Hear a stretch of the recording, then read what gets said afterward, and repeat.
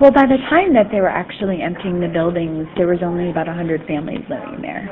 So it happened over several years that they were consolidating buildings and moving families in between buildings so that they were only paying for, light and heat in a couple of buildings by then. And even that was trying for us because the Ickes was a real thriving community. It was a neighborhood, right? So people really identified with their building. So it's a microcosm of even like a bigger city or a neighborhood. People identify with their block or with their building, and they looked out for each other a lot, for each other's kids, and everybody kind of knew everyone. And when they started consolidating and moving people in between buildings, it was the equivalent of crossing neighborhoods or crossing blocks. And so there was a little bit of tension that started spilling into the school because of that, but nothing that we didn't know about and understand and really, connect with families about. But it was hard to watch, right? Like because people were being moved, every week. It was like, well, no, now I live in this building. Now I live in this building. And we had families who had lived there for 3 generations who were, having a hard time when they actually started. They first started to tear down the buildings, were the buildings on the 24th Street, and they were.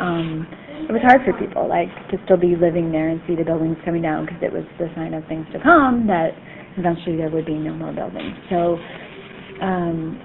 it was hard for us, too, to know kind of where, when NTA opened and over 800 kids were here, that started to dwindle with the buildings being emptied. And at the same time, there was nothing happening on the CPS front to help us build our capacity to increase enrollment, so there was no redrawing of boundary lines or anything. So here we are with a capacity still of, about 900 kids, and we only have 300 children who live in our attendance area.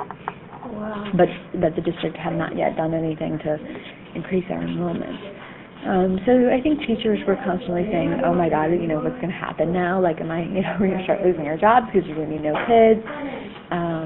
It was hard and sad to see families displaced and move far away. They almost always wanted to continue to come to NTA, and we wanted them to, but we had to really create some boundaries around it and say, we want, we welcome you to come back and be with us and have your kids graduate from NTA, because this was a place they would all come and see each other.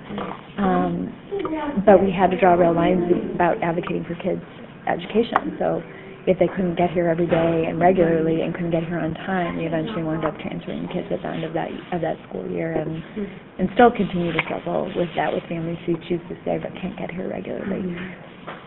It's not fair to kids. They live in a new community and there's a school they could walk to and be at every day, and then they're traveling to come here and can't get here. So we had to take a pretty strong stand on advocating for kids to be in a school, even though we really wanted them here.